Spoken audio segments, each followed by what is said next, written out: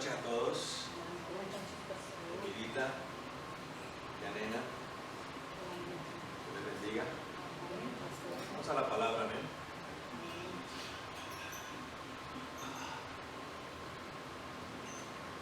Y de la presencia de Dios, ¿no?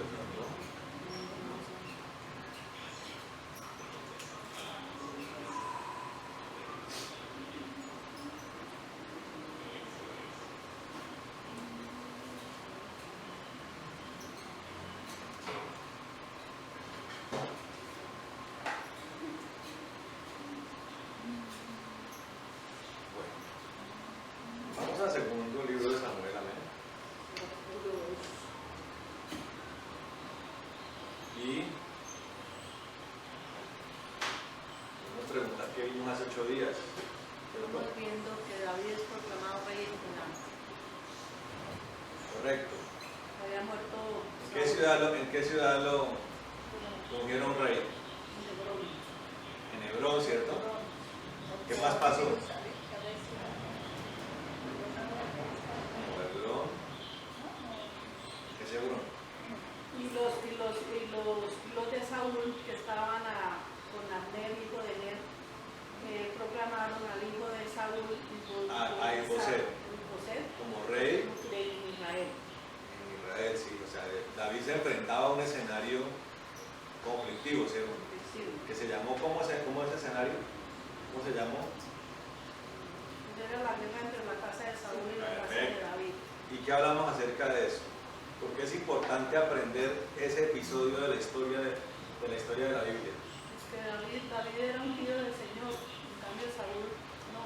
Perfecto, pero eso ¿cómo lo trasladamos a Una nosotros? confrontación que hay del estar con Dios y el estar con Dios y el estar sin Él, pero como la desobediencia, ¿no?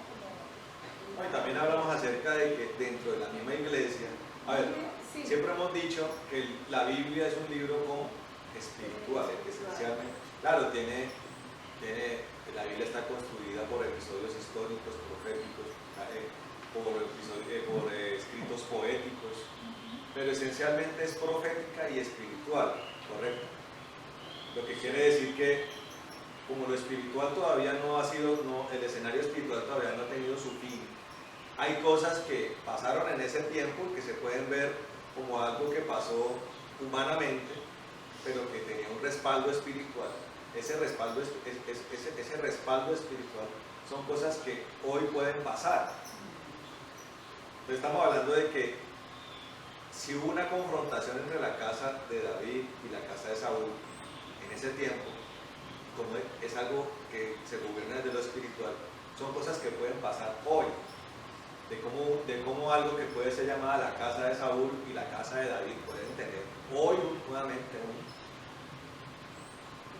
una discordia. Y describíamos cuál era el potencial de la casa de Saúl. Lo vimos hace 8 días. ¿Sí? Personas que tenían el corazón de esas personas que pueden tener el corazón de Saúl.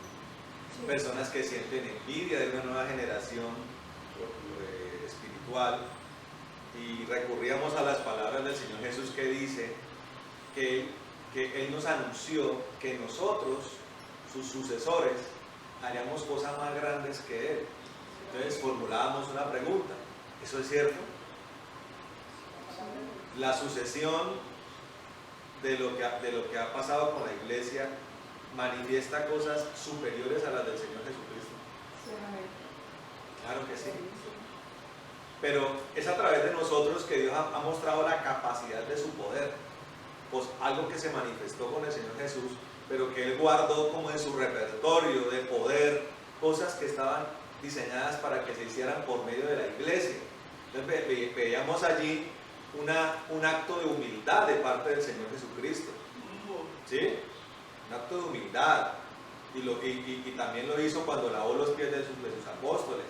O sea, tanto es el amor del Señor por nosotros que no se limitó a salvarnos del pecado y a sacarnos de la perdición de la maldad y del infierno, sino que Él quiere cosas muy bellas con nosotros, ¿sí? Quiere que nosotros seamos sus instrumentos de poder, pero pero esos instrumentos de poder deben tener un corazón de acuerdo al Señor. Y ahí es donde comienza uno a entender quién era David, ¿sí me entiende? Y por qué hoy podemos tener esos escenarios, pastores cristianos, ministros de la iglesia, que pueden empezar a actuar como Saúl, y puede ser el primer obstáculo para una nueva generación. Amén. Nosotros somos una generación, las que estamos acá. Que los gentiles también seríamos su pueblo nuevo. Ese también fue un acto de amor del Señor muy bello, que aún los apóstoles aún los apóstoles llenos del Espíritu Santo tuvieron que verlo para creerlo, para entenderlo sobre todo. ¿Cómo se derrama el Espíritu Santo sobre los gentiles? ¿Sí? Griegos, romanos, gente de otras partes de la tierra recibían el Espíritu Santo como los judíos lo recibieron. Y comienza entonces a entenderse todo el propósito de Dios, que no se reduce a un pueblo, a una parcela o a una raza, sino a todo aquel que le siga, que le busque, ¿sí me entienden? Y que crea en Jesucristo. En este caso, estamos en este tiempo, Dios le da el derecho de recibir a todo el que lo pida en el nombre de Jesús, el Espíritu Santo, ¿eh? Con lo que viene el poder, la unción, la libertad. Entonces, nosotros tenemos que tener un corazón conforme a eso. Pero entonces puede pasar que surjan escenarios de conflicto. De la casa de Saúl, antigua, dura, implacable, ¿sí? Desobediente a Dios, celosa, envidiosa de la nueva generación, se levante contra gente como David, ¿sí? Gente que le cree al Señor, gente de un corazón que le agrada a Dios. Y yo estudiando esta parte, todo este conflicto que David recibe, uno podría pensar que la reacción de David pueda ser destruir los rezagos de la casa de Saúl. Y resulta que siendo David un guerrero de 1000 batallas, curtido ya, porque ya en este momento ya no es el David chicuelo que batalló contra Goliat, chiquito, adolescente, todavía inmaduro, ¿sí? Ahora es un David ya curtido, han pasado años, ¿sí? Ya es un hombre mayor, ya adulto, ya con el bagaje que da la gallardía, la hidalguía que da la batalla, ¿sí me entiendes? No es igual el soldado raso que recién va al campo de combate, al veterano que ya ha batallado, ya ha caminado en la guerra y ya está experimentado, ¿sí? Como en las guerras se ven, los novatos y ya los experimentados. Ahora, quiero que aprenda algo de la guerra. La guerra tiene que ver con vencer al enemigo, ¿cierto? El objetivo de la guerra es esa, que uno de los bandos gana. Nosotros tenemos la ventaja de que estamos en el bando ganador, ¿cierto? Amén. Pero resulta que la guerra no es simplemente ganarle al enemigo, sino que uno también tiene luchas con uno mismo, ¿me entiendes? Por eso la importancia de la regularidad, de la perseverancia, de la insistencia, ¿sí? De la determinación, todo esto que hemos visto los domingos también, para poder uno llegar a ese objetivo, ¿me entiendes?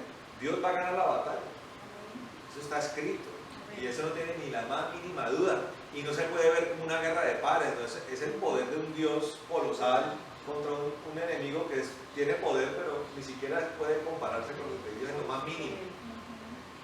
Pero entienda que de usted depende si quiere mantenerse en el bando ganador o no. Entonces básicamente también la guerra es una sobrevivencia, y en la guerra convencional la guerra es una sobrevivencia, ¿sí? Al mismo tiempo que se está batallando contra el enemigo, se está sobreviviendo.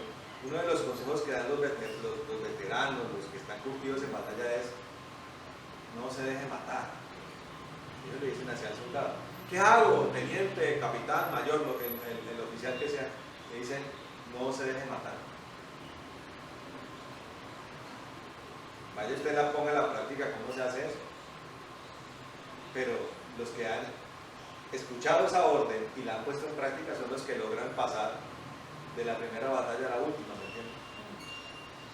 Los sobrevivientes de la batalla, que a la larga son los que se le terminan colocando las cruces de hierro, la cruz púrpura, así, todos los premios y bonificaciones que le dan a los que han peleado la batalla y la han ganado. Entonces David, un hombre curtido, ¿sí? Uno pensaría que él quisiera tal vez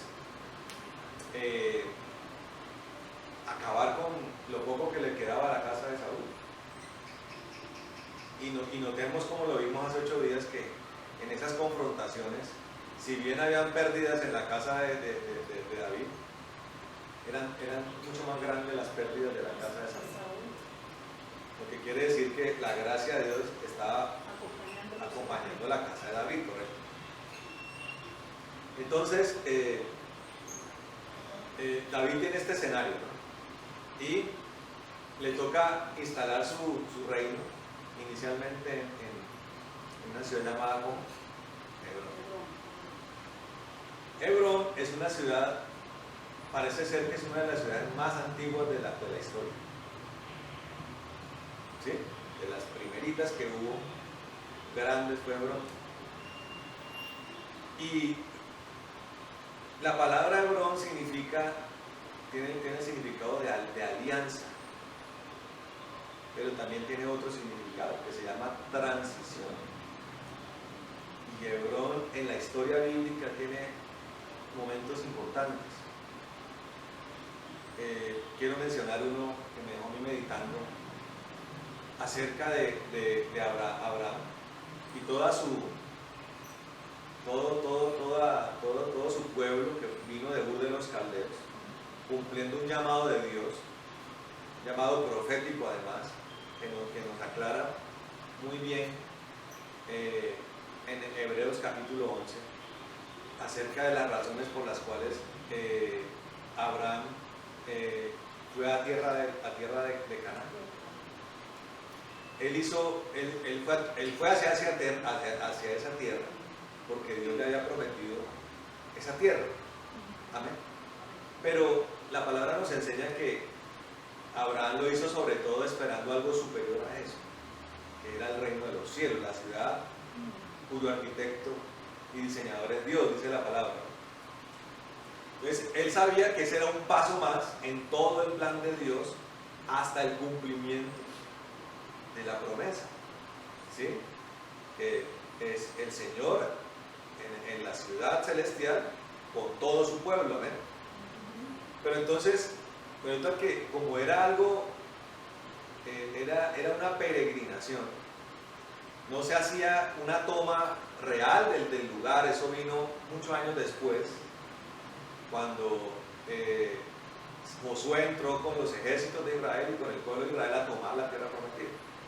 Esa parte le tocó a Josué. Pero Hebrón tiene una particularidad. Hebrón fue la zona, la única zona donde el Señor le permitió instalarse a Abraham. ¿Sí me entienden? Entonces, yo me puse a pensar en eso, ¿no? Porque últimamente hemos estado meditando acerca de los lugares espirituales, ¿cierto? De que usted puede estar aquí sentado en la presencia de Dios, pero resulta que espiritualmente usted está como en una ciudad. Si usted pudiera verlo, vería una ciudad y una casa allí, y usted allí, usted está acá, pero al mismo tiempo en su espíritu está en una ciudad que dice la palabra cuyo cerco o muro se llama Jesucristo, ¿sí? Él es como un muro. La palabra de Dios dice que el Señor está alrededor de los que le temen y los protege. Entonces pongo a pensar, claro, el Señor tiene una capacidad, una característica que se llama, Él es omnipresente, ¿correcto? Y omnisciente también.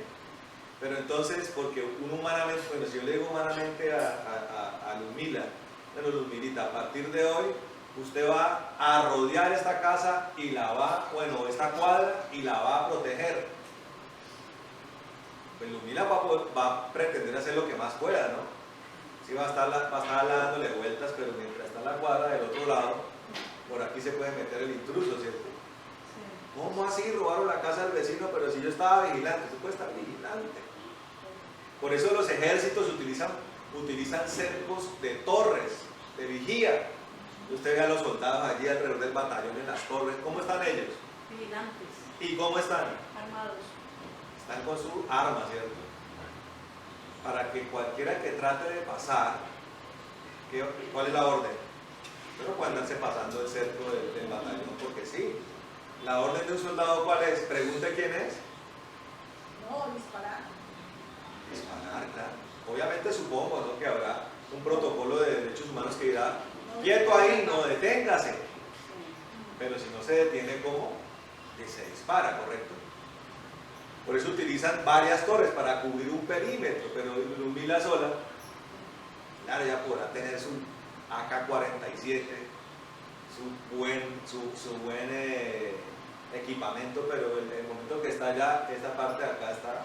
El único que tiene la capacidad de cubrir un perímetro completo simultáneamente se llama Jesús, porque Él es el omnipresente, ¿correcto? Entonces Él es como una muralla. Nosotros estamos allí guardaditos, ¿sí? Protegidos por Él. ¿De qué depende que estemos allí? Nuestra obediencia, nuestro buen corazón. Porque mire, una obediencia que se pueda trascender los tiempos depende de un buen corazón. Un mal corazón puede decir, voy a obedecerle o voy a hacerle caso, pero en algunas cosas lo hará, pero con el tiempo que va a pasar, va a manifestarse ¿en qué? Va a manifestarse el mal corazón. Entonces, hay algo que viendo programas y leyendo, que me pone a pensar, ¿no? Hoy vi, por ejemplo, ¿qué se llama eso? De la reunión, el Parlamento Europeo hoy. Estaban allá, todos ellos encorbatados, todos ellos progresistas, de avanzada, de ideales avanzados, dictándole cátedra al mundo entero de cómo es ser civilizado. Han declarado emergencia, es el primer continente que ha declarado la emergencia ambiental. Están preocupados por el cambio climático. Todo eso parece muy interesante, ¿no? Y los mejores, entre comillas, sistemas de educación del mundo, ¿dónde están? En Europa. ¿Sí? Y las mejores políticas sociales, ¿dónde se supone que están? En Europa. Alguien escribía y decía, escuchemos a Europa. Tiene algo que decirnos, tiene algo que enseñarnos. Progresismo, ambientalismo, humanismo, ¿sí? Laicismo, paz. Son felices diciéndole a Colombia qué es lo que tiene que hacer para que tengan paz. Entonces yo le respondí a esa persona muy decentemente, le dije, qué curioso, las personas que desangraron esta tierra, se la robaron, mataron, cometieron los peores genocidios de la historia. Los culpables de que haya habido guerras mundiales fueron ellos. Fueron los que expandieron las enfermedades por la tierra. Ahora ellos, de repente, diciendo, uy, fúchile, esa generación anterior, mire, de los padres, de esos alemanes, de la Alemania nazi, y esos discípulos de Stalin, esos hicieron, los discípulos de Franco, hicieron mal, de Mussolini hicieron mal las cosas. Aquí estamos nosotros, la nueva generación. El hombre decía, escuchémoslo. Yo le dije, mire, esos discursos son temporales, porque la maldad está en los genes.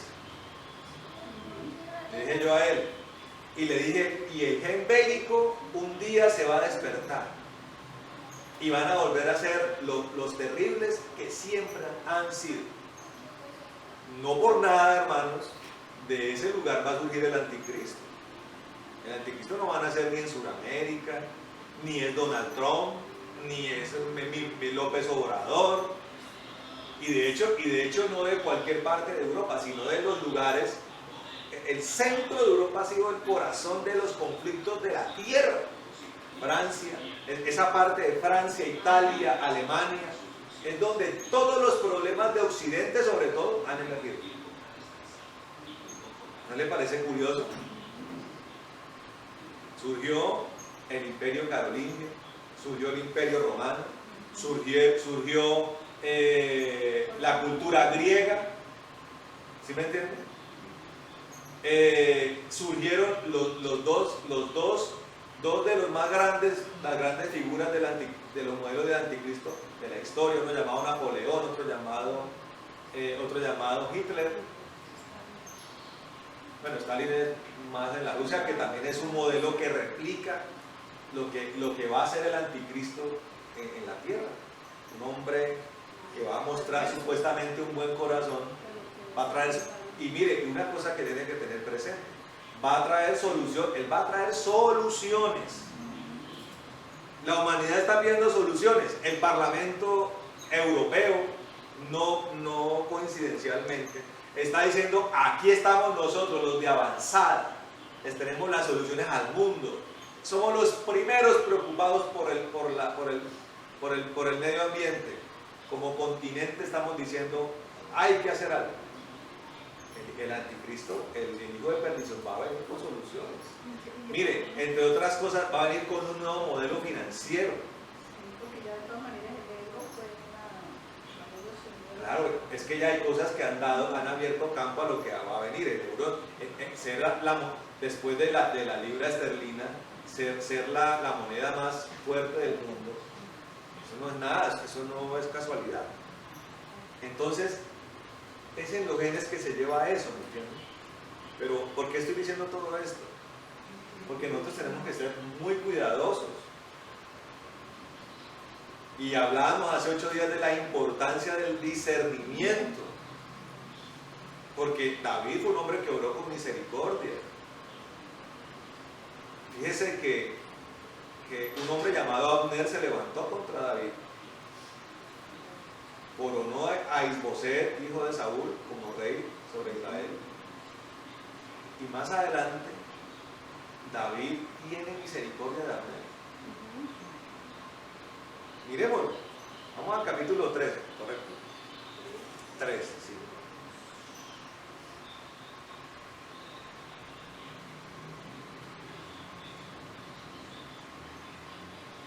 Dice: hubo larga guerra entre la casa de Saúl y la casa de David. O sea, la guerra fue larga, ¿correcto? Pero David se iba fortaleciendo y la casa de Saúl se iba debilitando. Por eso decíamos que la gracia de Dios estaba a favor de la justicia y la justicia estaba en la casa de David. Y nacieron hijos a David en Hebrón. Su primogénito fue Amnón, y Ahinoam, israelita. Su segundo, Gilead de Abigail, la mujer de Nabal, el de Carmel. El tercero, Absalón, hijo de Maaca, hija de Talmai, rey de Jesús. El cuarto, Adonías, hijo de Agib. El quinto, Cefatías, hijo de Abital. El sexto, Itream de Ecla, mujer de David. Estos le nacieron a David en Hebrón. Yo quiero aquí resaltar varias cosas. La primera de ellas, recordarles, hermanos, que la instrucción apostólica del Evangelio de Jesucristo, de la doctrina de Cristo, es irreemplazable. Si bien los libros históricos y proféticos nos enseñan escenarios espirituales, lo que prima doctrinalmente para nosotros es la doctrina de Cristo, heredada por los apóstoles y amplificada por el Espíritu Santo por medio de los apóstoles. ¿Correcto? Porque recuerden que nosotros somos gentiles, ¿no? Sí. Por eso el apóstol Pablo dejó un legado tan importante para que nosotros comprendamos la voluntad de Dios bajo la dispensación de la gracia y del Espíritu. ¿Por qué digo esto? Porque esto es importante para entender escenarios espirituales, pero no se puede cometer un error, hermano, y es creer que como está escrito acá, entonces es algo que se puede replicar. Entonces aquí vamos aprendiendo cosas. David tenía un corazón bueno para Dios conforme al propósito que Dios estaba haciendo en ese momento. Dios quería establecer un perímetro en la tierra. Quería establecer un reino de Israel. Y quería que David fuera el rey. Era agradable al corazón de Dios porque fue un instrumento de enormes virtudes para Dios en cuanto a eso. David obedeció a Dios con milimétrica obediencia para que se cumpliera el tiempo que Israel estaba viviendo, que era la consolidación de un reino. David cumplió con el Señor a cabalidad. Y además David era un adorador, le gustaba la presencia de Dios, le gustaba la adoración, era alguien que no le daba pena. Era el primer ejemplo para todo el pueblo de cómo se adoraba a Dios. Pero eso no quiere decir que David era alguien infalible.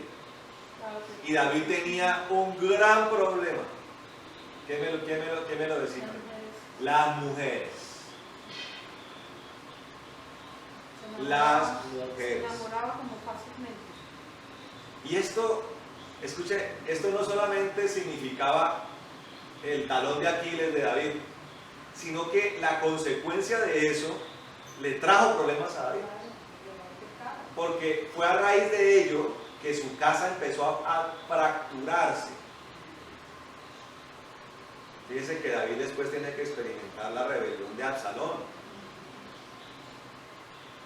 ¿Sí? Y Absalón se levanta contra Salomón. ¿Correcto? Ahora, era otro tiempo, ¿me comprenden?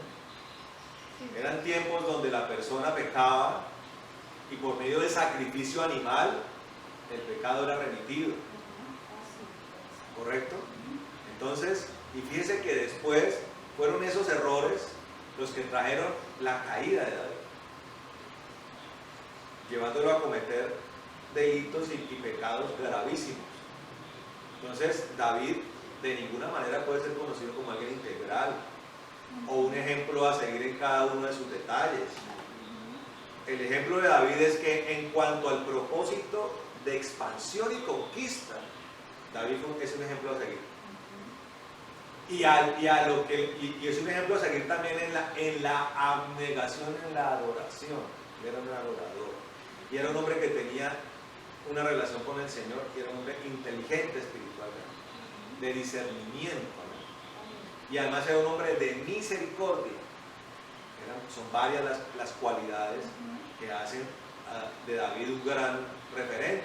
Pero tenía enormes errores, que es peligrosísimo ignorarlos en un tiempo como este, cuando ya el Señor Jesús dijo respecto a eso, que el obispo sea, si es casado, tenga una esposa.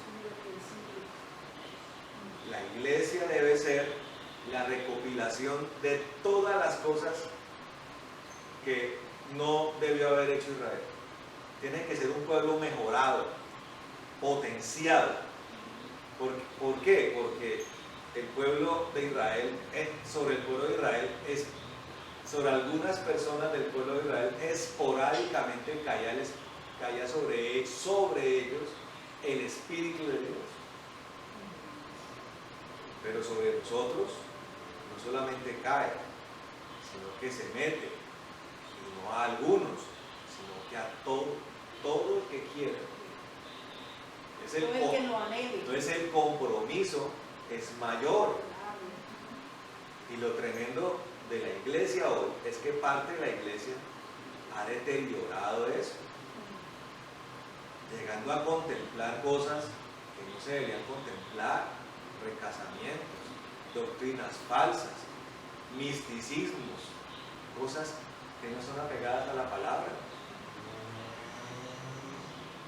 dogmas y conceptos que no son de Dios, sino que son de los hombres.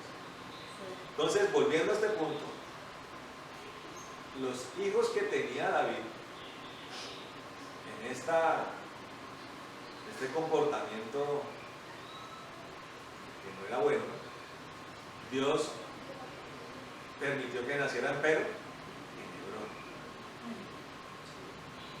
Y ninguno de estos jóvenes que nacieron podía ser el futuro rey de Israel.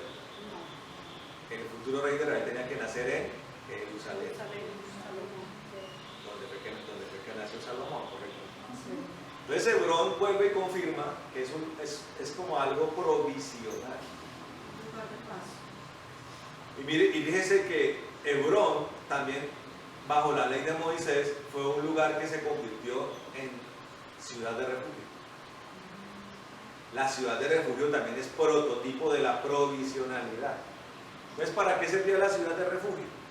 La ciudad de refugio servía para resguardar a los homicidas que lo habían hecho sin dolo y lo habían hecho de manera preterintencional. Utilizo conceptos como los que se utilizan hoy. ¿Qué quiere decir?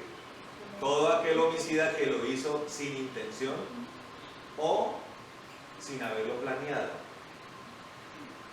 Todo homicidio tiene algo natural y es la necesidad de venganza.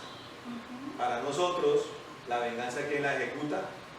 El Estado, correcto, los jueces son los que el cuerpo policivo tiene que atrapar al homicida, tiene que llevarlo ante los jueces y el juez lo juzga, lo condena, no somos nosotros. En esa época se aplicaba un ojo por ojo y diente por diente, ¿cierto? Entonces, homicida tenía que pagar con su vida. Y lo que motivaba, lo que le daba combustión a ese acto de justicia era la ira del familiar. Ahora, un familiar le va a doler que le maten al familiar con dolo o sin dolo, eso duele. Entonces la persona va a querer vengarse queriendo que el homicida muera. Entonces, ¿qué pasaba? El homicida que lo había hecho con dolo, o sea, con intención, tenía que morir. Pero entonces los otros, teniendo el atenuante de la culpa y de la no intención, podían ir a las ciudades de refugio. Y los vengadores no podían pasar a la ciudad y tomar la vida de la persona. Pero si el homicida salía de allí, podían matar. Entonces Hebrón era una casa de paso, un lugar, una ciudad de refugio. Y vemos aquí cómo se cumple también el prototipo de la transición. Así como le pasó a Abraham, donde Dios le dio la posibilidad de tomar Hebrón como algo transitorio. O sea, Abraham observaba la tierra de Canaán y él se portaba como un profeta. Su relación con Dios lo llevaba a profetizar de que esa región un día iba a ser tomada.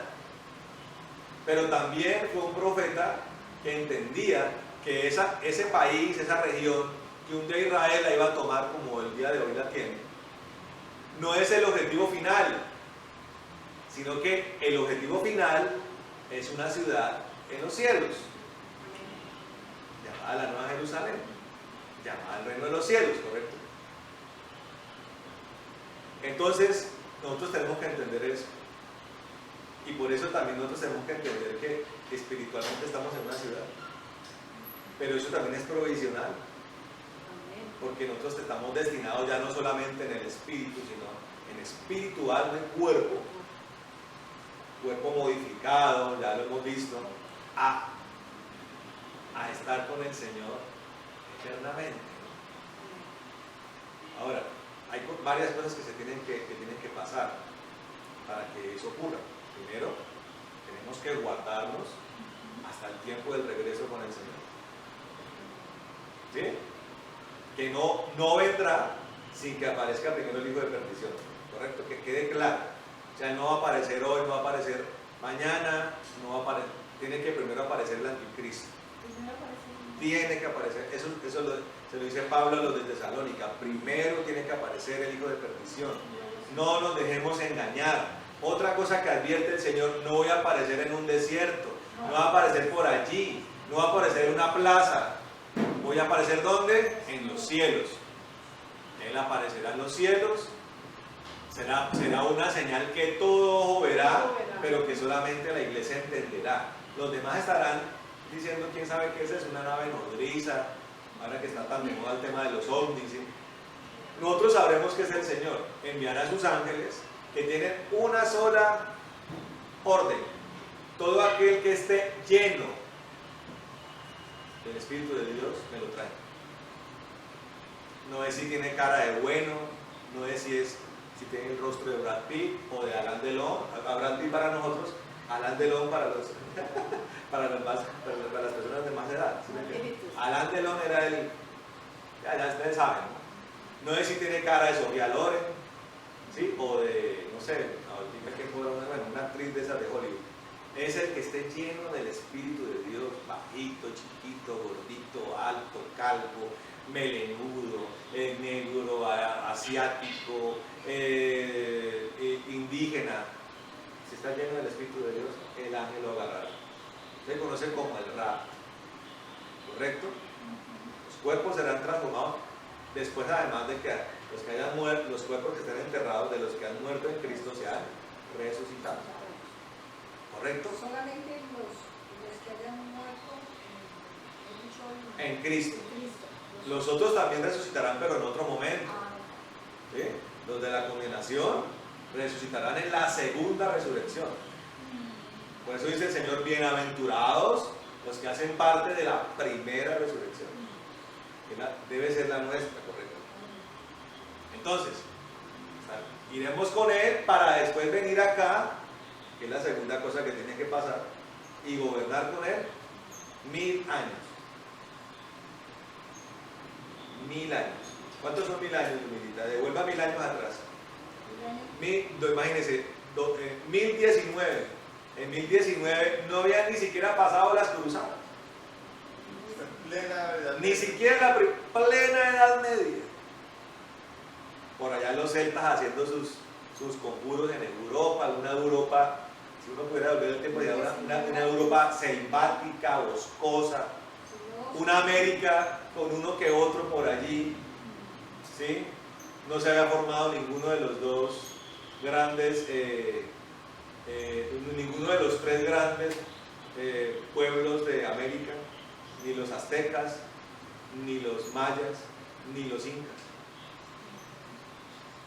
¿Sí? Por ahí de pronto la gente estaba pasando por el estrecho de Bering, otros alcanzaban a llegar desde la Polinesia, lo que hoy es la Polinesia francesa. América apenas estaba llegando así graneaditos los habitantes. Un mundo completamente diferente. O sea, 1000 años es mucho tiempo. ¿No le parece? Ahora, si 100 años es mucho tiempo, hace 100 años se acabó la Primera Guerra Mundial. Si a uno le parece que eso fue por allá, entonces 1000 años gobernaremos con Él, acá en la tierra. Él estará en su trono en Jerusalén, y el Señor algunos los tendrá como sacerdotes en Jerusalén, y otros Dios les dará la calidad de reyes, como lo explicamos la otra vez. Mire, los militares, esto es para ustedes, si Dios la tiene para ser reina, entonces será reina, no sé cómo se llamará, de Milanópolis, ¿sí? No sé, el reino el sagrado, ¿cómo se llamará? El sagrado reino de Ludmila, no sé cómo se llamará, o el principado de Ludmila. Si la tiene para ser reina, ¿me entienden? Si la tiene para ser sacerdote, estará en Jerusalén. ¿Sí me está entendiendo? En un templo que el Señor tendrá allí. Iba a hacer una pregunta. Sí, ahora que habla los últimos 7 años serán, yo escuché una pregunta, Sí. de los últimos 7 años antes del arrebatamiento o después del arrebatamiento? No, el arrebatamiento es lo más probable posible es que ocurra a mitad de la semana. Aproximadamente. Aproximadamente. Un poquito después de la mitad. Un poquito después que lo que se conocería como ¿qué? Como el, ¿cómo se llama ese tiempo? La gran tribulación.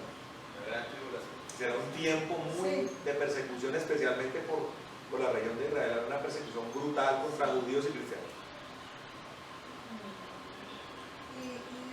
Y cuando se complete el número de los escogidos, Exacto. más o menos a la mitad de la semana vendrá la resurrección de los muertos y el arrebatamiento. Pero eso, si quiere, o sea, yo supongo que volveremos otra vez a tomar el estudio cuando Dios diga acerca del Apocalipsis y ahí nos desplayaremos con diccionarios, cronologías, Con todo. ¿sí? Ahora, en ese tipo de cosas la iglesia no se ha puesto de acuerdo. Y lo más tremendo es que la inmensa mayoría de la iglesia cree en el pretribulacionismo. O sea, que antes de... O sea, un arrebatamiento anterior a la última semana de enero, a los 7 años. Que es la única posición doctrinal que a mi modo de ver no tiene ningún respaldo bíblico. Ninguno. Ninguno. Habla de la gran tribulación. La que más tiene la que nosotros consideramos que es. Otros creen en el post-tribulacionismo. Yo la verdad ese no lo he estudiado, pero lo que yo he visto es que es a mitad de la semana que ocurre el arrebatamiento. ¿Correcto? Entonces vendrá el anticristo con todas estas caras. Mire cómo el anticristo viene siendo como la recopilación de todo antagonismo bíblico. ¿Sí me entienden? Todo antagonismo bíblico. Y por eso daba la claridad de que David tenía sus problemas. Y problemas serios. Que trajeron para él y para su hijo, Salomón, enormes problemas. ¿Me entienden? Para Salomón también, haber sido promiscuo le representó muchos problemas. ¿Sí me entienden? Entonces, tenemos que entender que nuestro referente por excelencia se llama Jesucristo. Él es el único perfecto. Amén. Entonces, en esta etapa como transicional, Dios le permite a David tener sus hijos en Hebrón, es donde tenía su reino, entendiendo David además que eso era momentáneo. David sabía perfectamente que la capital del reino tenía que ser Jerusalén. Y por eso a partir de allí, David tenía que empezar a planificar la toma de Jerusalén. Lo que tardó 7 años y medio, fue lo que él gobernó en Hebrón. Pero tenía que enfrentar este problema, y es un problema que se alargó. Posiblemente no podía tomar Jerusalén sin haber vencido completamente a la casa de Saúl. Ahora, también quiero hacer una acentuación en un problema que le surge a David. Más adelante voy a mirarlo y nosotros tenemos que estar muy pendientes de eso. Entonces, versículo 6 dice, el título dice, Abner pacta con David en Hebrón. ¿Correcto? Como había guerra entre la casa de Saúl y de la de David, aconteció que Abner se esforzaba por la casa de Saúl. Y había tenido Saúl una concubina que se llamaba Rispa, hija de Aja, y dijo Isboset a Abner, ¿por qué te has llegado a la concubina de mi padre? Y se enojó Abner en gran manera por las palabras de Isboset. Y dijo, soy yo cabeza de perro que pertenezca a Judá. Yo he hecho hoy misericordia con la casa de Saúl tu padre, con sus hermanos y con sus amigos, y no te he entregado en mano de David, y tú me haces hoy cargo del pecado de esta mujer. Hagamos una pregunta allí. ¿Isboset era el que tenía el poder allí o lo tenía Abner? Yo creo que lo tenían Abner. Abner, que era general. Era general del Era ejército. general. Isboset venía siendo como un títere, como lo que se conoce como el títere. ¿Era el que tenía el problema en los pies? No, ese era Mefiboset, sí, que era un hermano, más adelante lo miraremos, un un hermano que tenía Isboset. Porque damos cuenta que realmente la cabeza de los enemigos de David era Abner.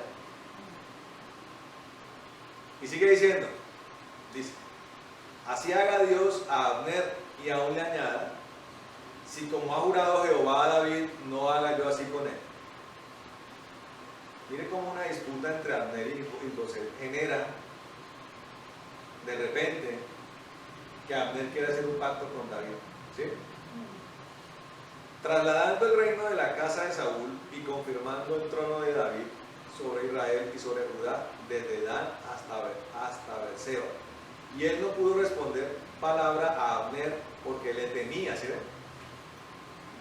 Entonces envió Abner mensajeros a David de su parte diciendo, ¿de quién es la tierra? Y que le dijesen, haz pacto conmigo y aquí que mi mano estará contigo para volver a ti todo Israel. Y David dijo, bien, haré pacto contigo, mas una cosa te pido, no me vengas a ver sin que primero traigas a Mical, la hija de Saúl, cuando vengas a verme.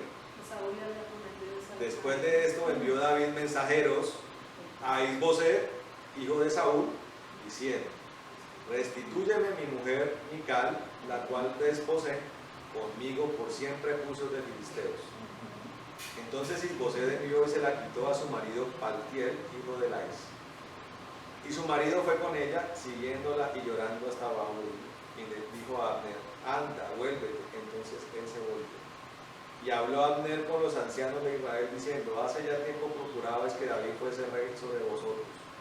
Ahora pues, hacedlo, porque Jehová ha hablado a David, diciendo, por la mano de mi siervo David libraré a mi pueblo, Israel de mano de los filisteos y de mano de todos sus enemigos. Habló también Abner a los de Benjamín, y fue también Abner a Hebrón a decir a David todo lo que parecía bien a los de Israel y a toda la casa de Benjamín.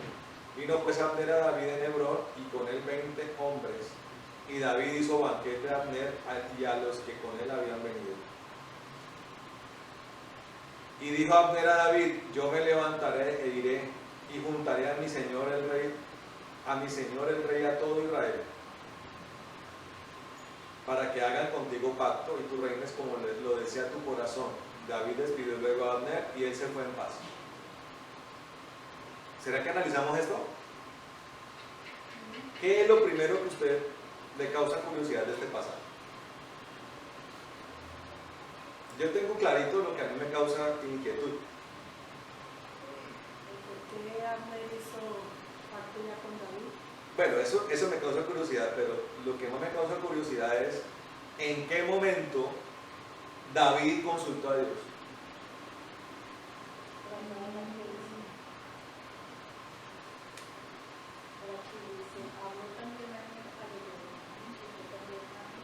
No, David, o sea, Abner lleva la propuesta, una propuesta repentina.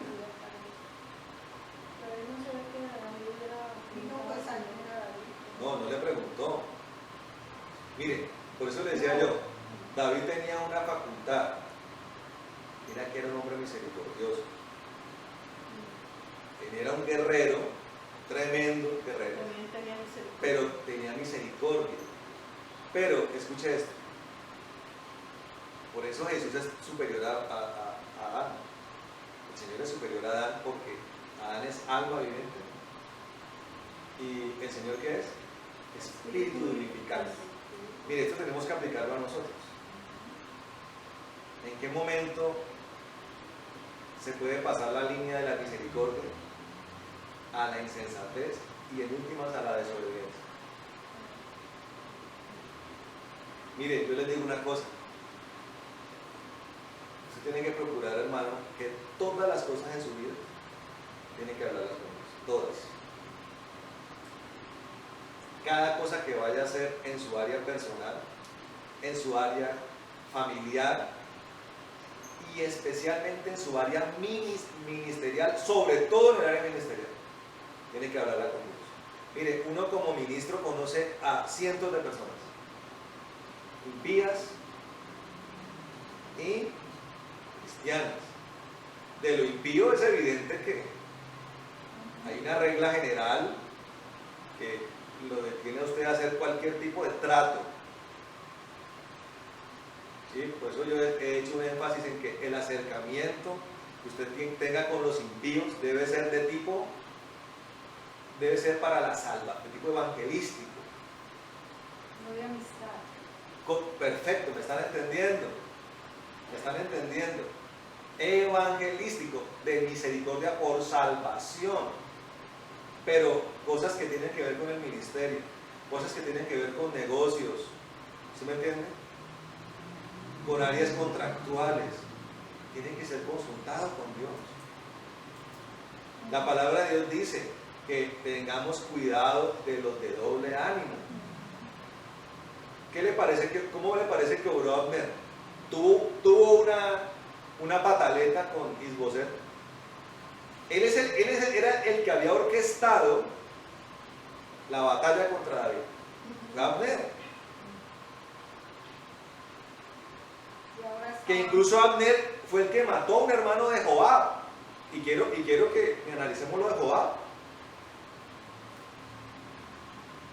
Porque Joab, hasta ese momento, Joab fue un lugarteniente de calidad para David. Y Joab terminó convirtiéndose en un enemigo de David.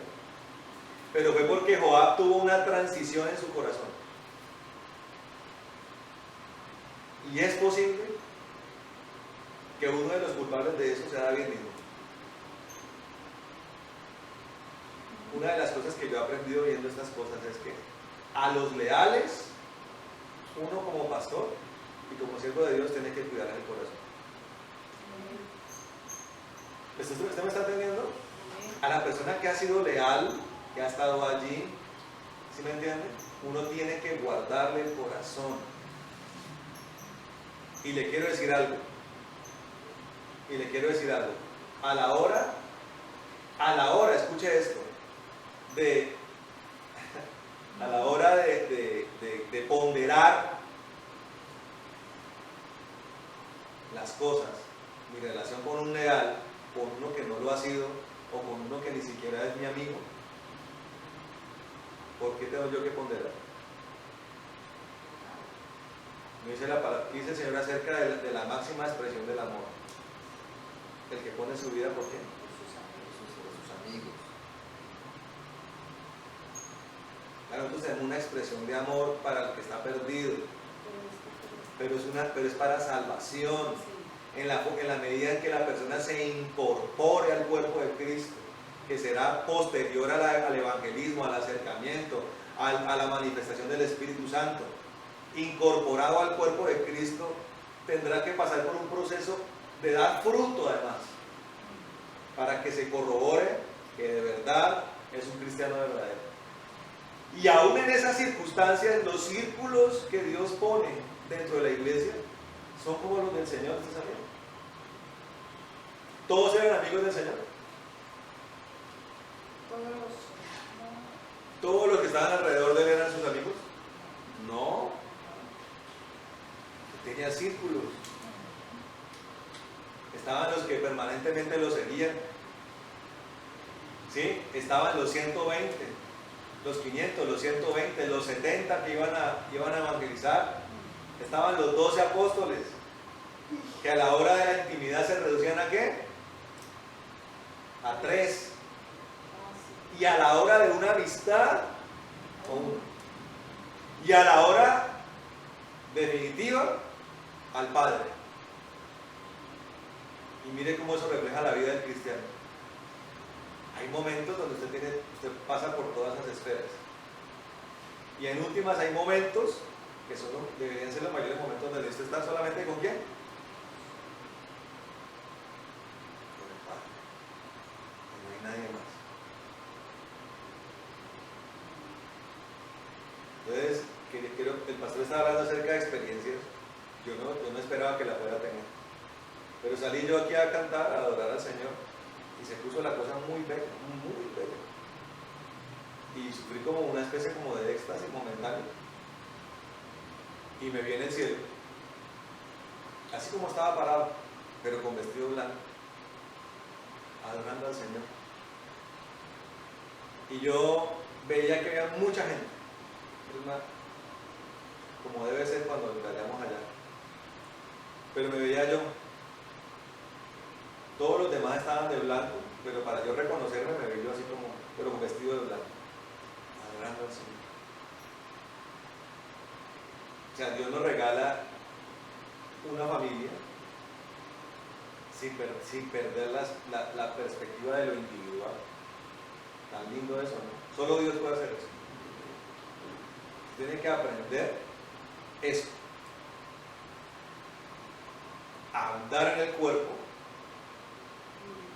y tener algo muy individual. ¿Correcto? Entonces, volvamos aquí al pasaje.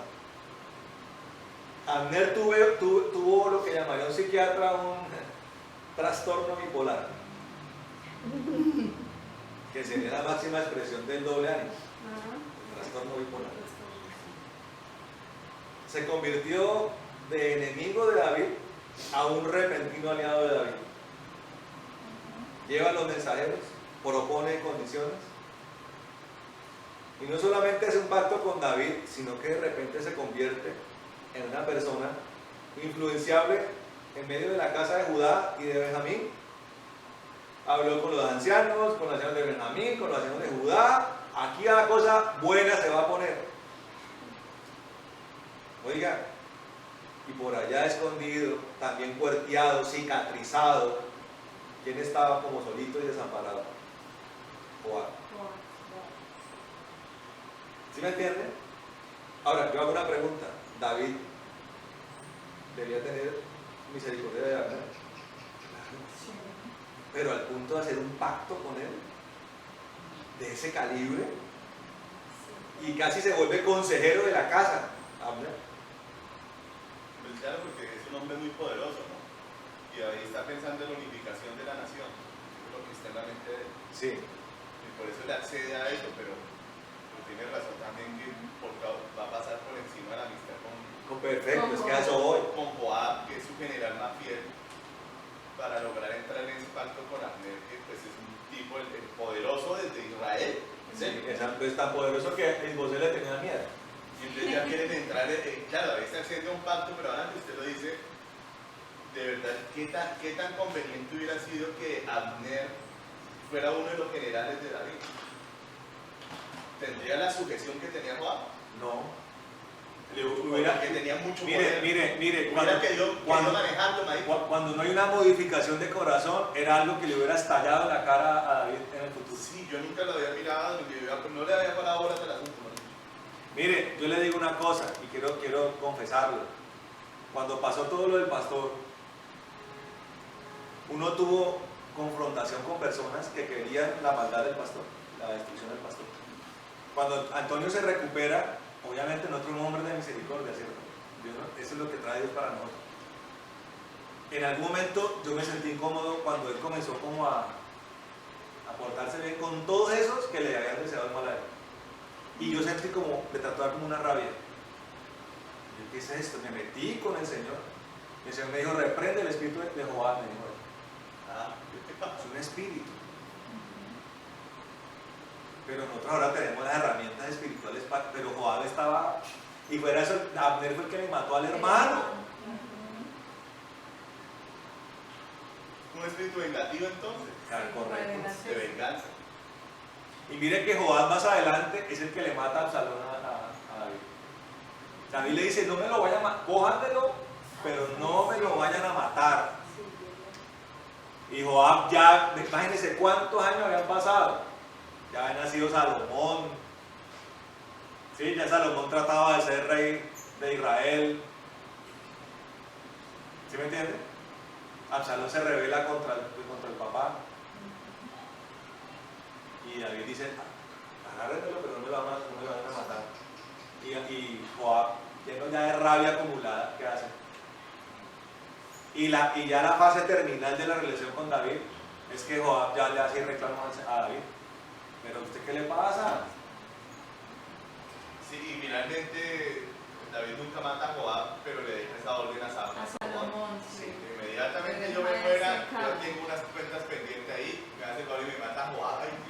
Pero mire cómo todas las cosas tienen un génesis, un origen, ¿sí me entiende? Mire, y aquí más adelante comienza la cosa. Mire, aquí dice, Joab mata a Abner. Dice, y aquí que los siervos de David y Joab venían del campo y traen consigo gran botín. O sea, fuera eso venían de pelear, o sea, el hombre estaba ahí en la batalla, codo a codo con David. Mas Abner no estaba con David en Hebrón, pues ya lo había despedido y él se había ido en paz. Y luego que llegó Joab y todo el ejército con que con él estaba, fue dado aviso a Joab, diciendo, Abner hijo de Ner ha venido al rey y él le ha despedido y se fue en paz.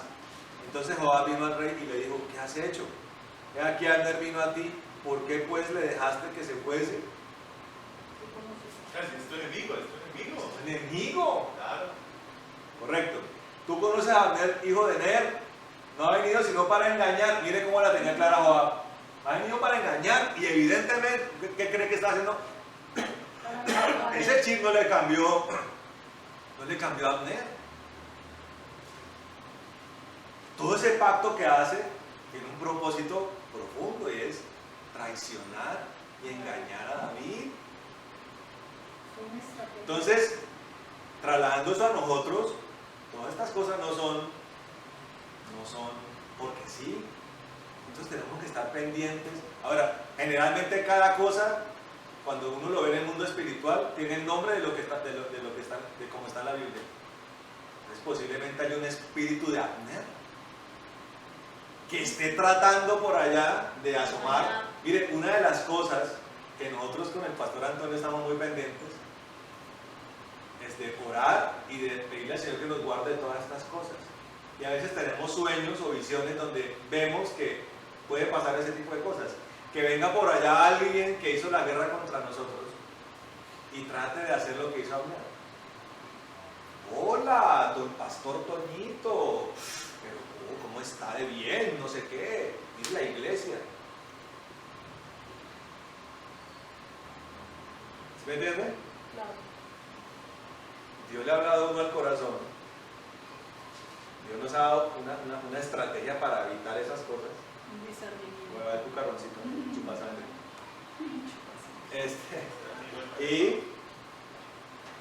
Y fuera de eso la palabra nos está confirmando que un espíritu como el de Abner en una persona es un peligro. Y hay que tener cuidado de no caer en pactos con Abner y de guardar el corazón de nuestros hermanos para que no venga Joab y mine los corazones. ¿Sí me entienden? ¿De dónde llegó? ¿Sí me entienden? ¿Me está escuchando? Pero que le está pendiente más del cucarón que de la enseñanza. Sí, que no hemos... ¿Sí me entiende? Hay que guardar el corazón de los que han estado allí. ¿Quién ha estado allí aquí? ¿Qué tal yo no guardo el corazón de Lumilita? Y venga el perico de los palotes y Lumila le diga, Pastor Mauricio, pero mire que es un peligro. Ustedes como intercesoras también son guardas de la casa. El discernimiento tiene que estar en ustedes. No le teman al don. Y usted puede llegar y decir, pastor, mire que yo oré y sentí esto, vi esto, soñé esto. Hay que contarle al pastor, porque entonces ¿para qué estamos? Ay, no, eso es el que estoy loca. No. Hoy me pasó algo que yo fui a hacer oración corta porque el tiempo estaba corto. Pero cuando yo fui a hacer oración, yo sentía como que algo,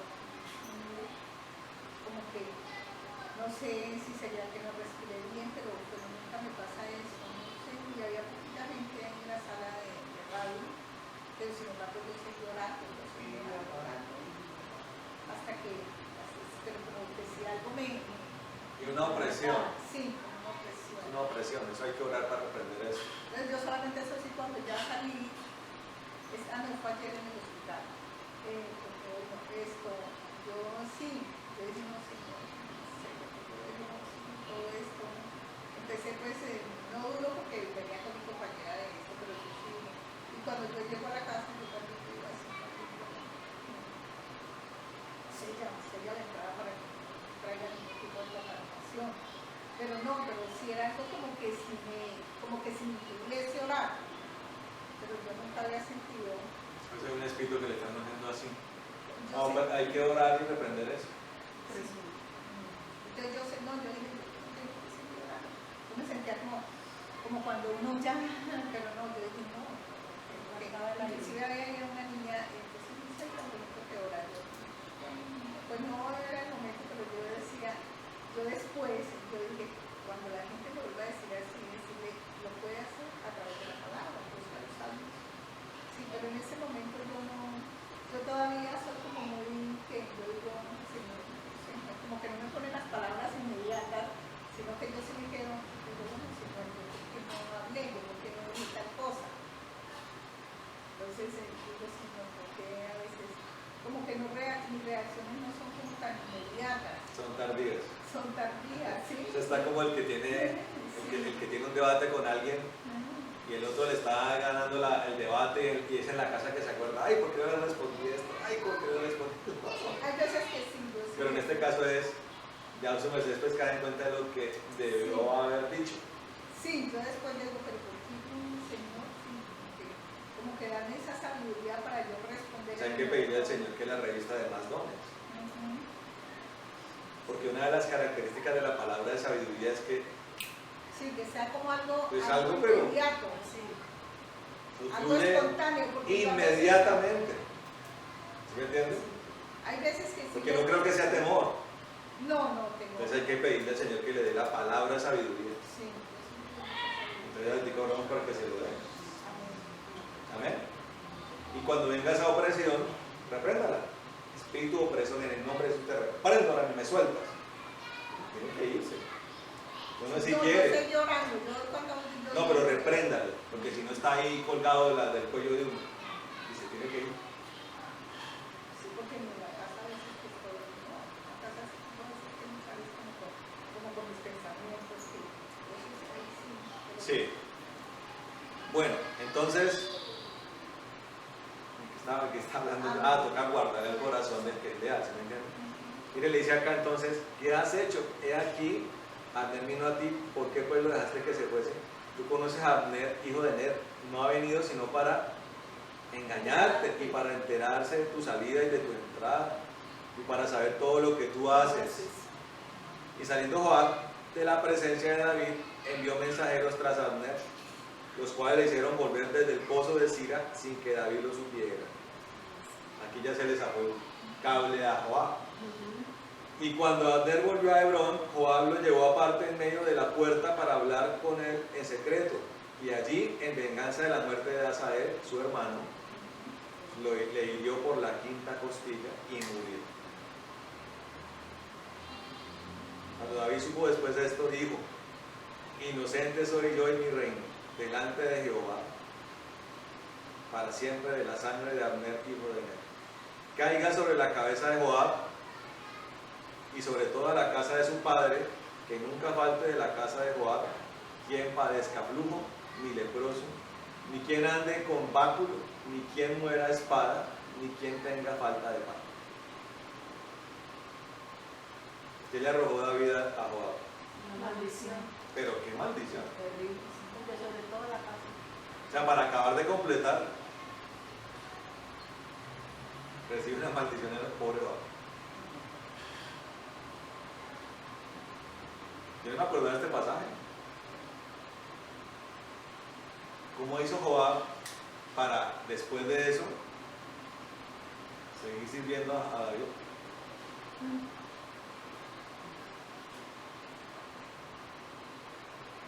¿Ustedes qué opinan? Esa es la relación. Claro, quedó rota la relación completamente.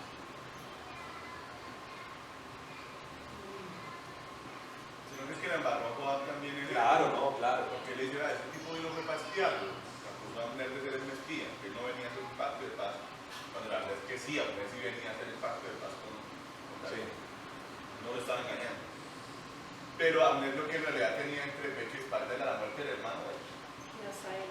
Eso era lo que él lo tenía envenenado. Entonces David está pensando en términos de unificar la nación y Joab está pensando en su venganza Su personal. venganza. Y su hermano. David está mirando, hombre, necesitamos unificar la nación, que venga la paz, que las cosas se calmen. Y Joab está pensando en Venganza. en la venganza personal. ¿Cómo mató a Asael? Entonces, claro, porque también es cierto. Hombre, si Dios le había dado la victoria hasta allá a David por ser tan leal, tan fiel, hombre, inclínese por su amigo. Y dígale a Abner, mira, Abner, yo tengo un problema con usted, y es que para poder hacer el pacto entre usted y yo, usted tiene que arreglar el asunto con Joab, porque Joab está muy herido y dolido por lo que hizo con el hermano. Eso hubiera hecho de pronto a alguien en un momento de mayor sabiduría. ¿Sí? Como no se arregló el problema resultó. No, y uno se pone y uno se pone a pensar, evidentemente, claro, Joab se equivoca en la percepción real de lo que está pasando y también en tomar la venganza. Pero acudiendo a la misericordia,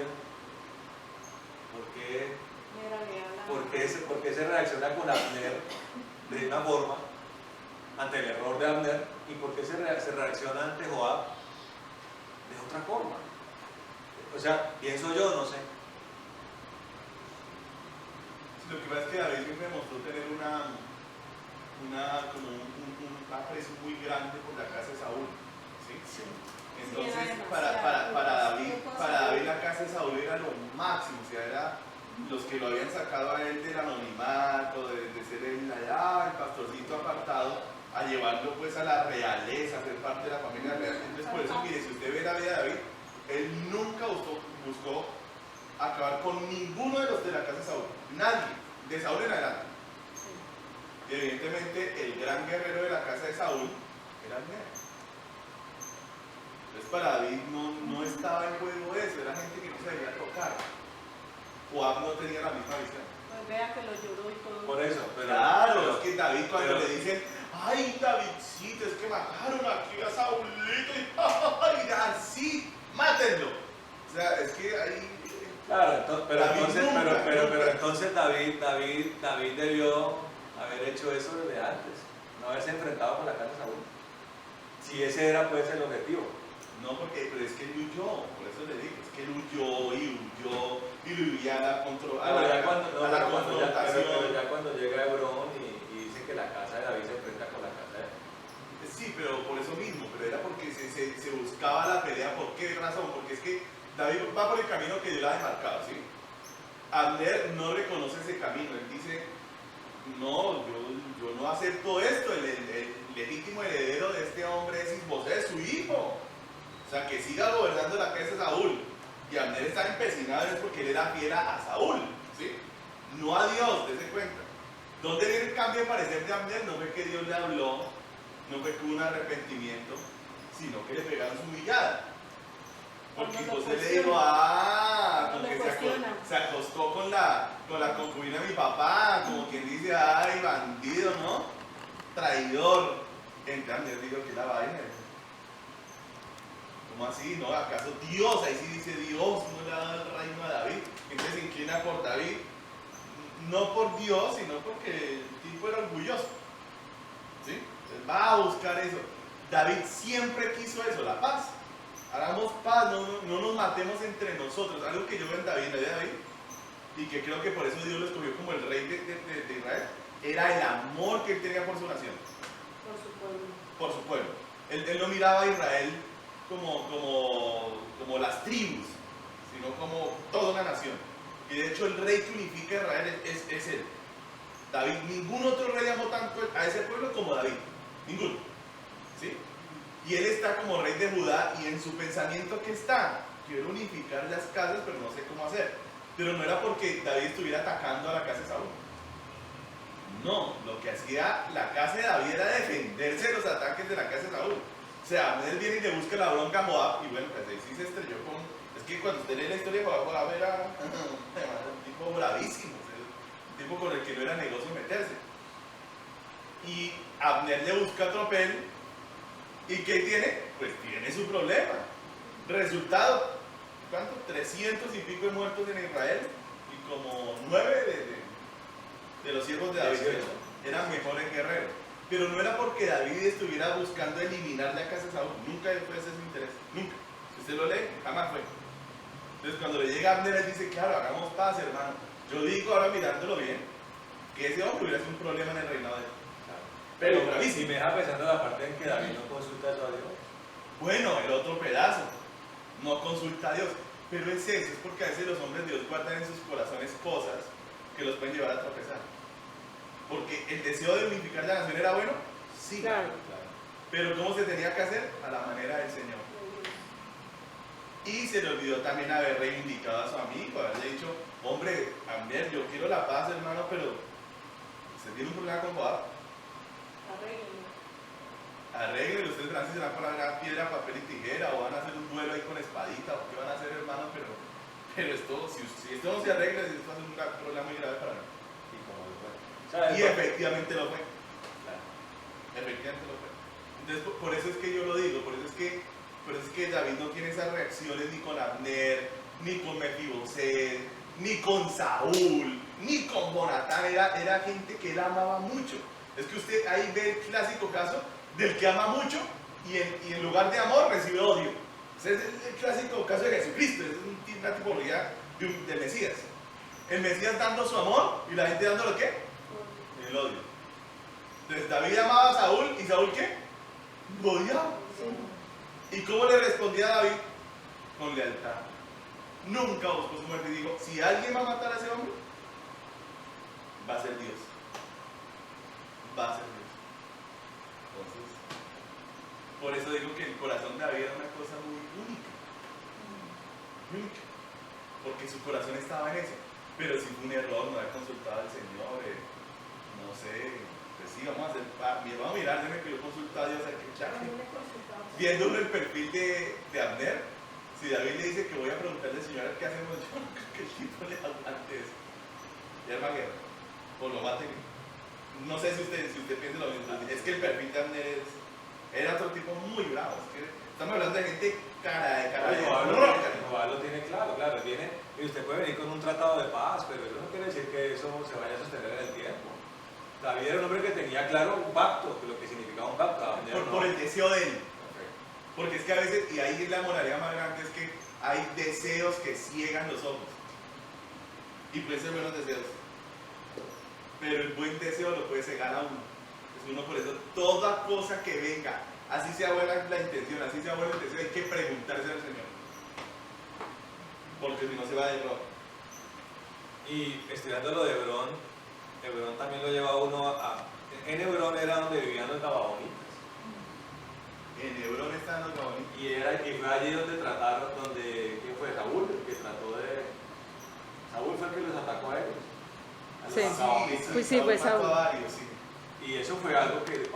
Después tocó hacer venganza de eso porque el Señor se desagradó de eso que hicieron. Mire cómo es Dios. Ese no era el plan de Dios. Eso fue un tropiezo que tuvo Josué. Cayó en el engaño de los gabaonitas. Los gabaonitas eran los enemigos de Israel que se visten, se engañaron por apariencia, despertaron la lástima de Josué. Y fue algo también que por inexperiencia Josué cae. Josué varias veces falla por la misma razón, no consulta con Dios. Perfecto. Perdió la batalla de Ai por no consultar a Dios. Cayó en la trampa de los gabaonitas por no consultar a Dios. Eso termina convirtiéndose en un pacto sempiterno entre Israel y Gabaón. No era el plan de Dios, pero a Josué, ante la autoridad que tenía, haberle puesto firma y haber puesto a Dios como testigo, Dios terminó avalando ese pacto. Termina Dios avalando ese pacto, pero se convierte en una espina en el costado de Israel. Y Dios le lo dice, esto va a ser un problema para ustedes de aquí en adelante. Y cuando trataron de exterminar a los gabaonitas porque eran un problema, Saúl. es como cuando cuando una familia le dice a ustedes que ahora llegamos los primos tales, usted sabe que son casposos, que va a ser un problema recibirlos en su casa, y ya no solamente como este, sino que van a vivir con usted ya lo sabe, que fue lo que la otra vez el Señor le habló, eso va a ser un problema, Luminita, mire, ¿hubiera sido un problema? Claro que sí, pero uno termina metiéndolos acá, me roban la despensa, termina siendo un problema de convivencia y uno no puede zafarse de eso. Gabaón era un problema.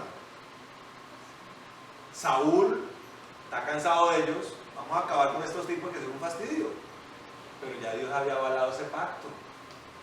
Eso también corrobora que Saúl no tenía la más mínima relación con Dios. Entonces se venía un problema para David también. ¿Quién lo olfatea? hombre, el que ha estado con él ahí, sí le ganó la venganza a Joab. Sí, Muy mal. Que Joab no tenía un buen corazón, eso es evidente. Él era un hombre vengativo. Vengativo. Y miren que termina todo. Y yo me pregunto, después de toda esta maldición, Joab sigue con David. Sí, lo maldijo. Y uno ahí con el rey David, sabiendo que mis hijos van a ser leprosos, pobres. Pero bueno, eso me pone a pensar a mí mucho de verdad que el corazón de David es un corazón muy mesiánico. Una de las características del corazón de David es que fue amar a sus enemigos. Y eso al final fue lo que llevó a Joab ya a zafarse de Absalón. Porque cuando David se entera que le mataron a hijo Absalón, se pone a llorar, pero desgarradamente, y texto del ejército digo, uy, quedó como desmoralizado, uy, pobrecito el rey, no, terrible. Pero Joab sí entró y le dijo, salga y ponga buena cara y bendiga al pueblo que peleó por usted, hermano, si no ahorita mismo yo mismo me devuelvo en contra suya. Porque me imagino que lloraría si fuera alguno de nosotros los muertos. Ese chino hijo suyo se levantó para matarlo. Y usted anda llorando por él. ¿Qué tal fuera alguno de nosotros? No nos lloraría si con tal de que él estuviera vivo. Eso fue siempre una discordia entre Joab y David, pero ahora me di cuenta que sí, David siempre amó a sus enemigos. Póngase a pensar, lloró a todos. Pero fíjese, si no, ¿por qué maldijo a Joab por Abner? Lo amaba. Pero fíjense cómo entonces siempre tenemos que mirar al Señor Jesús como algo superior. Claro, David amaba a sus enemigos, pero falló con sus amigos. No protegió. En cambio, el Señor amaba a sus enemigos, y un amor con sus amigos impresionante. Digamos que tenía misericordia por sus enemigos, pero sus amigos eran Perfecto. 11. Por eso el Señor Jesús siempre es el perfecto. Es un paso más adelante que cualquier persona, un paso no, 1.000.000 de pasos más adelante que cualquier personaje bíblico. Así es. Y los que le siguen en esa tónica no son ni siquiera David ni la gente del Antiguo Testamento, son los apóstoles. En ese nivel de amor, y misericordia por los enemigos. Eso tenemos que tenerlo claro, tenemos que guardar los corazones de nuestros hermanos, sobre todo de los que han peleado ahí. Aquí hay batallas que son así, de largo aliento, y siempre ahí están los que han batallado con él. Y tienen que tener un especial aprecio y amor por ese tipo de personas. Claro, por todos los demás, pero el que ha estado ahí, mucho más. Y claro, misericordia. Nosotros tenemos amor y misericordia por nuestros enemigos. Claro que sí. Pero si hay algo que la vida de David enseña, es que esas experiencias siempre traen una mala consecuencia para la propia vida de David. Porque más adelante él recibe a Mefiboset, claro, por la misma razón, de amor por la casa de Saúl, pero Mefiboset también termina siendo un problema para él. Y uno, la casa hay que cuidarla. La casa hay que cuidarla. Fíjense que también Joab le dice, él vino a mirar, a espiar. Me hace acordar del rey Ezequías, que fue el antecedente a la invasión babilónica. Llegaron unos mensajeros de Babilonia, unos como decirse, unos delegados, unos cónsules. ¿Y qué hizo Ezequías? Lo metió a la casa, les mostró los tesoros, les mostró las reliquias. ¿Y qué estaban haciendo esos hombres? Mirando que Pero tenía. está bueno. Mirando a ver qué tenía. Y fueron a informar que Judá era invadible. ¿Sí me entienden? La Biblia le enseñó todo eso. Amén. Vamos a dejar ahí. Y me supongo que tocará orar reprendiendo espíritu de Abner y de Joab. Si no, lo va a hacer uno después de que ve esto. Abner es ese engañador que viene a causar daño, y Joab, que es el vengativo, la persona que está llena de rencor y odio, sobre todo contra los enemigos, los que han venido a hacer daño contra uno. Sí, no por cualquiera, sino por aquellos que de verdad se han levantado contra uno. Entonces, Abner y Joab es un espíritu. Amén. Vamos a orar, hermanos.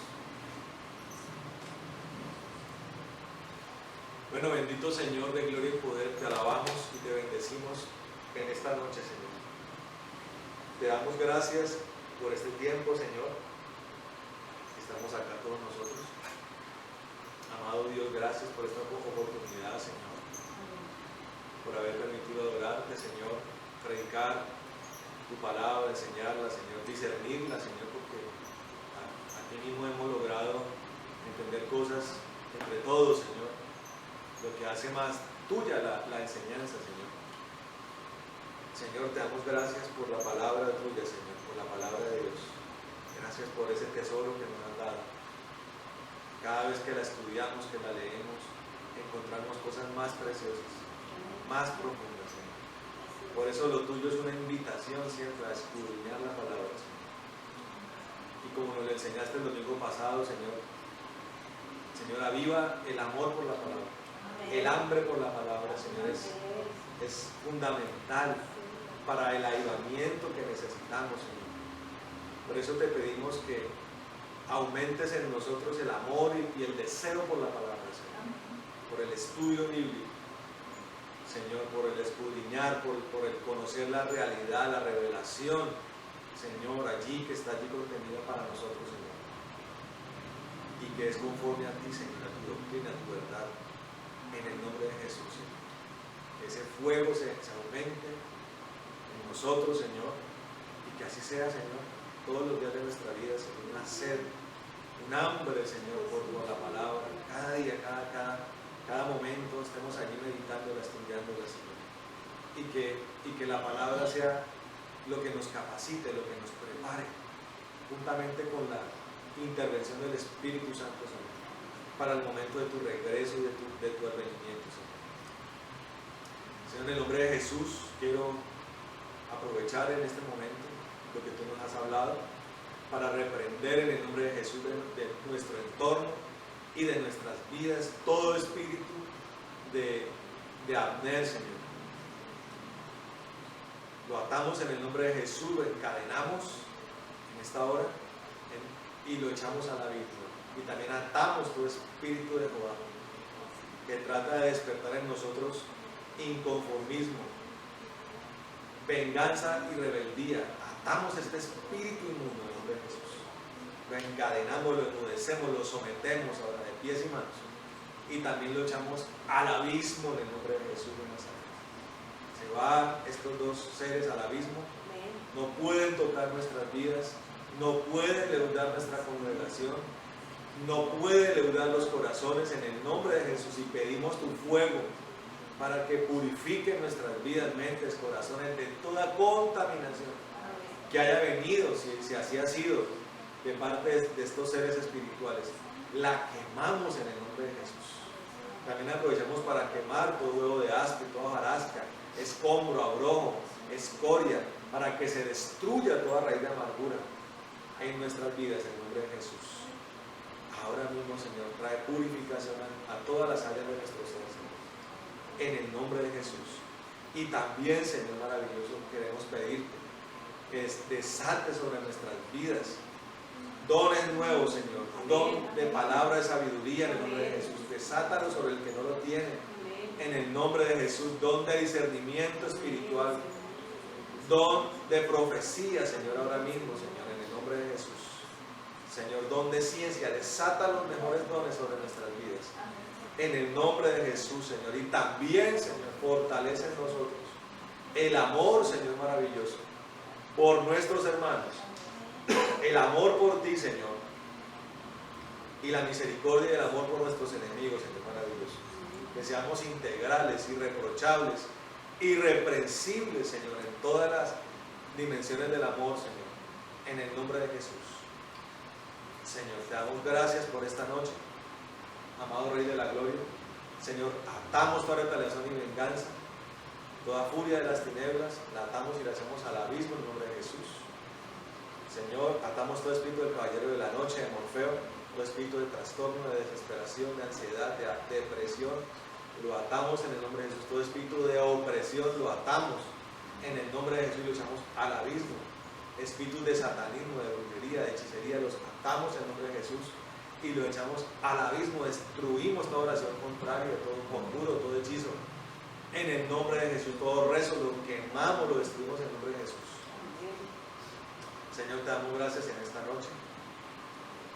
Llénanos de la paz que sobrepasa todo entendimiento, afírmanos en el gozo de la salvación y pedimos que tú, Señor, acampes alrededor de los que te tenemos y nos defiendas siempre, Señor, por el poder que hay en ti, Señor.